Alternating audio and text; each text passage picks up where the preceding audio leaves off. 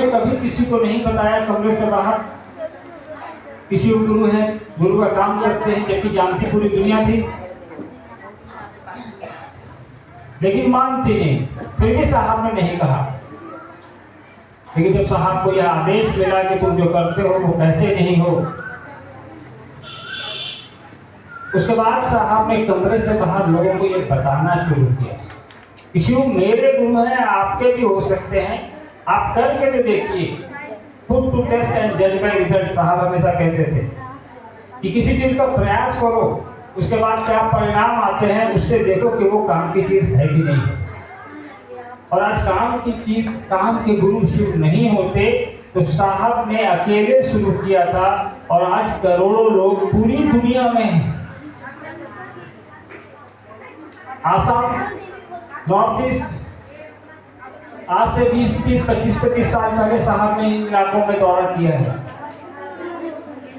हिंदुस्तान का कोई ऐसा क्षेत्र नहीं है जहां साहब ने नहीं यात्राएं की शिव कार्य के निमित्त। हिंदुस्तान से बाहर भी की।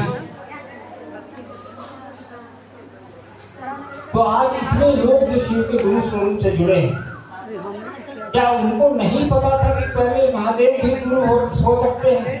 अभी गुरु भाई परमेश्वर जी कह रहे थे कि लोग शिव जगत गुरु है, इसके बारे में लोग को पता है। किताबों में तो 3000 साल पहले से लिखा था। शिव पुराण में 3000 साल पहले शिव पुराण लिखा हुआ है, उसमें लिखा है कि शिव जगत गुरु है। लिखा तो बहुत कुछ है, लेकिन हमने आपने कभी इस पर ध्यान नहीं दिया, या उन लोगों ने जिन्होंने इस पुस्तक को लिखा उसमें शिव के शिष्यों की चर्चा की। 112 शिव के शिष्यों के नाम हैं उसमें। उन 112 लोगों ने हमको आपको नहीं बताया कि शिव मेरे गुरु हैं, आपके भी हो सकते हैं, या भाई महादेव से आप सब चीज मान तो सकते हैं। चेला के रूप में भी जोड़ के देखिए। ज्ञान जरूरी है, जीवन जीने की कला ज्ञान से ही आएगी, वो धन से नहीं आती है। भगवान के रूप में तो आपने उनसे कभी अपने लिए घर मांग लिया, अपने लिए बच्चे मांग लिए, अपने सुख मांग लिया, सब मिला और देते आए हैं। वो भगवान के रूप में वो देते आए हैं, मिलता भी आया है, हमको आगे भी मिलेगा। लेकिन आपको गुरु की आवश्यकता क्यों पड़ी? गुरु की आवश्यकता में भी शिव को ही गुरु क्यों बनाया जाए? साहब ने इसकी व्याख्या पूरी दुनिया को दी, इसकी एक समझ पूरी दुनिया को दी कि जब गुरु ही मानना है तो उसको माने जो सबसे बड़ा गुरु है, सुलभ है, शांत है।